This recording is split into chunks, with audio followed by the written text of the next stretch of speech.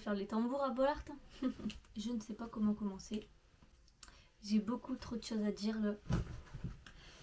Salut tout le monde, j'espère que vous allez bien. Moi ça va super. J'ai galéré à sortir cette vidéo. Franchement, je vous dis une grosse galère. Ceux qui me suivent sur Insta, vous avez pu suivre les péripéties avec moi. Franchement, c'est... Sans faire exprès. Là, la vidéo, en fait, pour ceux qui ne sont pas au courant, je suis en train de la retourner. Puisque la première fois, ma caméra s'est éteinte. La deuxième fois, mes rushs, je les ai supprimés en voulant supprimer ceux de quand ma caméra s'était éteinte. Du coup, ça fait que je suis obligée de retourner la vidéo. J'ai dû trouver un créneau parce que là, j'ai repris les cours depuis lundi. On est jeudi. Je tourne seulement la vidéo maintenant. Elle devait sortir il y a 3 jours normalement. Du coup, je vais enfin pouvoir la sortir. J'espère que là, j'aurai pas de problème. J'ai peur d'oublier des informations maintenant puisque comme... après, je me souviens pas trop de ce que j'ai dit exactement. Mais vu que j'ai déjà tourné avec les mêmes questions... j'ai peur d'oublier des informations en ayant des impressions de déjà dit. Donc surtout si j'oublie des points importants, n'hésitez pas à me poser des questions dans les commentaires. Et si vous avez d'autres questions à part, n'hésitez pas aussi à me les poser dans les commentaires. Avant de commencer, déjà je vais vous présenter un peu le concept de la vidéo parce que je vous parle mais vous ne savez pas de quoi je parle à part si vous avez vu le titre. Je ne sais même pas ce que je vais encore mettre comme titre. Du coup, pendant la trêve, je voulais sortir avant que la Ligue 1 reprenne. Une petite FAQ sur Lens, le mercato et le début de saison parce que c'est toujours les mêmes questions qui reviennent et du coup j'y réponds en vidéo, c'est plus pratique pour moi et au moins ça me fait une petite vidéo hors vlog. J'aimerais bien faire plusieurs vidéos hors vlog et je me suis dit que ça pouvait être un bon concept avant que le championnat reprenne. Du coup c'est pour ça que là il faut que je me dépêche de tourner et de monter parce que le championnat reprend samedi. Samedi c'est le retour des vlogs du coup. Et mon intro est très longue, je vais faire comme McFly et Carlito maintenant. Du coup, je vais me calmer un petit peu, je vais commencer les questions. Regardez, ma feuille de questions elle est toute chiffonnée parce que je l'avais déjà jetée. J'ai noté un petit peu les questions que vous m'avez posées, celles qui sont revenues le plus. J'en ai sélectionné 10. Et du coup, c'est parti, on peut commencer. Recommencer pour moi. Alors, la première question, c'est Lingardino qui me demande... si Lens va redresser la barre, oula je galère parce que Seko Fofana et Openda à leur départ ils se voient donc ils demandent si Lens va redresser la barre. Alors moi je pense que oui on va redresser la barre, genre c'est juste un peu compliqué là je trouve, c'est plus par rapport au départ de Seko qui fait très très mal parce que Seko c'était un leader sur le terrain et genre ça se voit qu'il n'est plus là pour l'instant. Je pense qu'avec le temps, une fois que l'équipe se soit mise en route ensemble avec tous les nouveaux arrivants etc. Ça devrait le faire, il faut juste remonter la pente là, mais le départ de Fofana certes a fait très mal. Openda en soi, je pense que Wai va très très bien le remplacer, surtout que là au moment où je tourne la vidéo, il avait déjà joué avec les Bleus et la semaine dernière je crois il a mis un doublé. Donc si la machine s'est mise en route avec eux, je vois pas de raison pourquoi elle se mettrait pas en route avec nous. On a recruté de super joueurs, une fois que ça sera mis en place, la barre va être remontée, ne t'inquiète pas. Deuxième question, c'est Simon qui me demande « Tu penses quoi du mercato ?» Alors je pense qu'on a fait un super mercato en vrai parce que tous les trous entre guillemets ont été comblés, les postes ont été doublés, genre il nous manque pas vraiment de joueurs. Pour moi je trouve que ça va, on a fait un bon recrutement. Il y a 13... Ah non maintenant il y a 12 nouveaux arrivants parce que... Non, 10 nouveaux arrivants parce qu'il y a eu 13 départs et... Spearings, à l'heure que je tourne la vidéo, il est retourné à Toulouse en pré-joker il me semble, donc ça n'a pas trop été à l'interne, donc on n'en sait pas vraiment plus. Je m'y suis pas plus intéressée que ça, il avait pas vraiment montré ses preuves sur le terrain, c'était censé être un bon joueur mais ça ne s'est pas bien passé avec le club, donc il est retourné à Toulouse, il a été accueilli comme un roi à Toulouse, on est très content pour lui, j'espère que ça va bien se passer. Sinon j'ai fait une petite liste. J'ai fait un TikTok que j'ai pris du coup en capture d'écran. Comme ça, je peux vous faire un petit récapitulatif du mercato. Bon, du coup, il n'y a plus Spearings. La vidéo, ça fait plus d'une semaine que je l'avais faite. Du coup, dans les arrivées, on a Eli Wai, Andy Diouf, Angelo Fujini, Oscar Cortez, Guilavogui, Aguilar, El Anaoui, Kusanov, Mawassa et Mendy. Il n'y avait pas encore Mendy quand j'avais fait la vidéo. Et en départ, il y a en gros départ qui m'embête de fou, c'est Openda et Fofana. Même si Openda en soi, je pense qu'il a été très bien remplacé. Fofana en soi sur le terrain il a été remplacé par Diouf, mais c'est pareil, Diouf c'est pas un leader comme Seko, donc à ce qui paraît Mendy c'est une caractéristique qu'il a, donc on va voir ce que ça donne sur le terrain, si ça va aller mieux ou pas. Ensuite, Onana, Boura, Fortes, Louveau, Ducrot, Buxa, Poruba, la Bolascari, Camara, le Cardinal et Claude Maurice. J'ai un petit regret pour Claude Maurice quand même parce que ça aurait pu être un super joueur. Il était super bien avec nous et c'est dommage qu'on n'ait pas pu le récupérer. Le Cardinal, je trouve qu'il était prometteur aussi, donc c'est aussi dommage de l'avoir perdu entre guillemets. Après je compte pas les prêts, les joueurs qu'on a prêtés, les joueurs qu'on a reçus en prêt, etc. Je vais pas commencer à faire l'économie du Racing avec les prix de tous les joueurs, sinon la vidéo va être interminable. Et puis même je pense que c'est pas ce qui vous intéresse le plus, vous avez dû voir les infos passer là. Je réponds grosso modo aux questions et puis après comme je vous ai dit, si vous voulez plus d'infos vous pouvez me reposer des questions, que ce soit en message privé, en commentaire, comme vous voulez. Mais sinon, en soi, je trouve que oui, c'est un bon mercato. On a recruté des bons joueurs. Après, il y a 2-3 noms que je ne connaissais pas du tout. Par exemple, Kusanov, j'en avais jamais entendu parler. Mais je fais confiance au Bordeaux-Lensois. Et normalement, c'est que des bonnes recrues qui vont nous apporter que du plus dans le jeu. Du coup, pour moi, bon mercato. Le mercato est validé. On a claqué un gros chèque pour Wai. Il y en a qui sont pas encore contents du mercato. Je ne sais pas ce qu'ils attendent de plus. On est lent, ça fait pas longtemps qu'on est monté. Donc... pour moi, je valide et j'en réclame pas plus. Ah bah la prochaine question justement, c'est Anthony qui me demande une note sur le mercato. Je mettrai quand même 9 sur 10 parce que je suis déçue du départ de Seko, même si maintenant avec le salaire qui se fait, il est devenu actionnaire à Lens. Je pense pas qu'il aurait pu se le permettre avant. C'est super, il est pas parti comme un voleur, il suit encore le club, il est parti avec respect quand même. Mais son départ il m'embête quand même un peu et pour l'instant il n'a pas été à 100% remplacé, donc je mettrai 9 sur 10 sur ce mercato. Plus par rapport à ça. Sinon le reste je trouve que ça va. En question 4, on a Esteban qui me demande la recrue qui m'impressionne le plus. Alors moi pour l'instant c'est Diouf qui m'a impressionné le plus.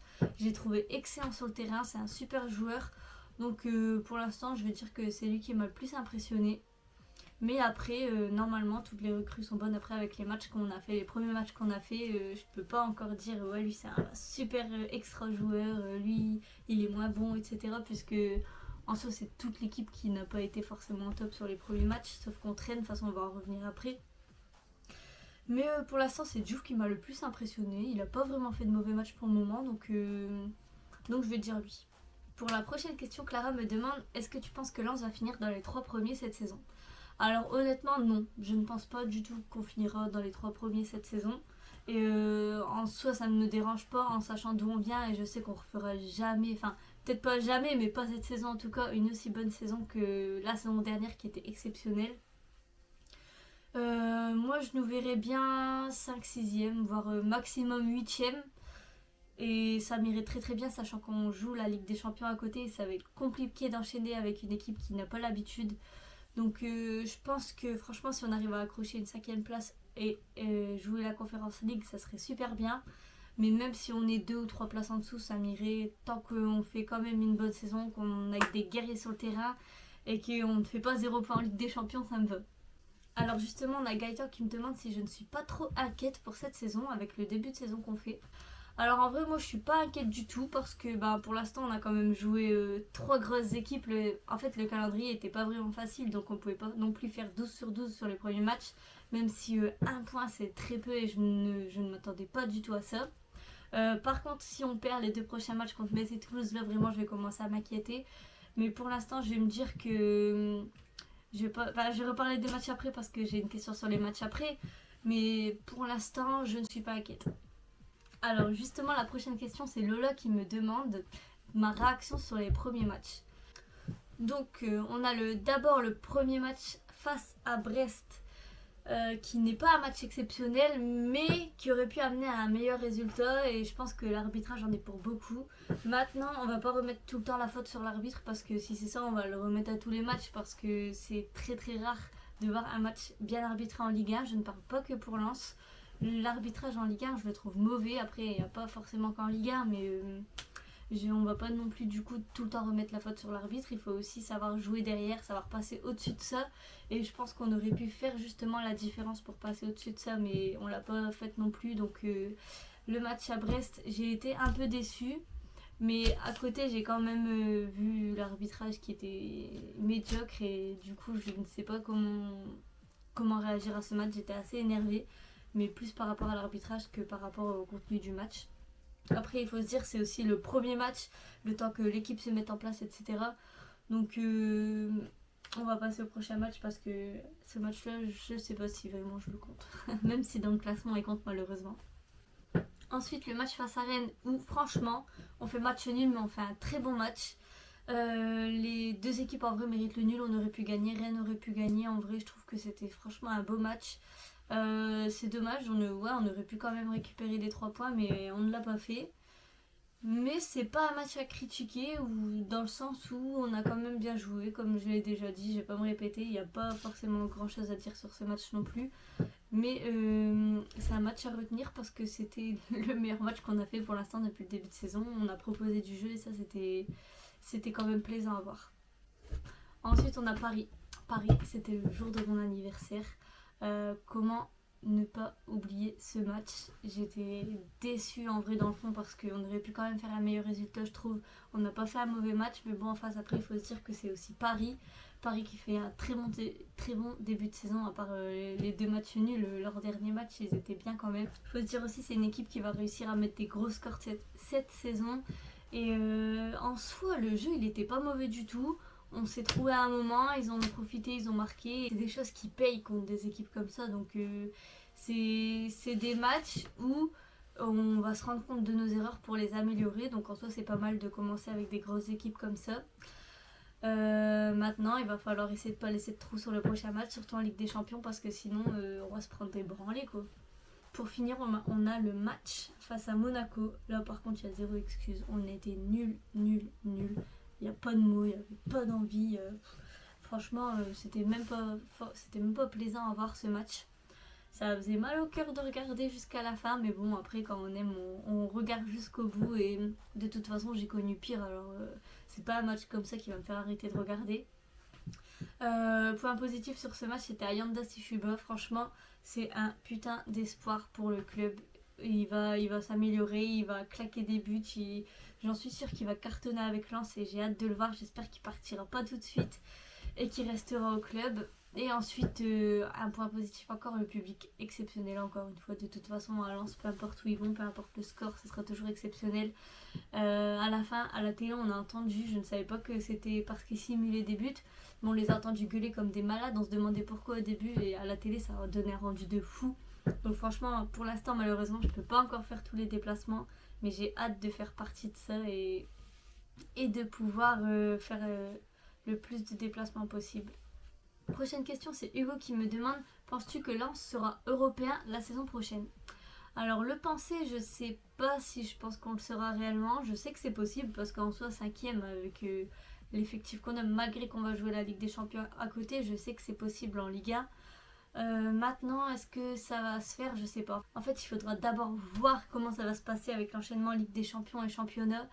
Et après voir comment le championnat va se passer dès que ça sera terminé. Mais je pense que c'est possible de se qualifier, même si c'est en Conference League, j'y crois. Après, si on se qualifie pas, c'est pas grave. Je m'attends pas non plus à ce qu'on se qualifie. Donc il faut quand même se préparer à ne pas refaire une saison exceptionnelle. C'était sûr que ça allait arriver de toute façon. Donc européen la saison prochaine, je ne suis pas sûre, mais c'est possible. Et pour terminer, on a la question de Julien qui me demande: penses-tu que Lens va gérer en Ligue des Champions? Es-tu confiante? Alors en vrai, je suis confiante oui et non, parce qu'on est avec une équipe qui n'a pas l'habitude de jouer cette coupe et on sait que ça va être très compliqué. Mais avec le groupe sur lequel on est tombé, je suis quand même assez confiante. On va jouer Arsenal, je sais que ça va être très très compliqué.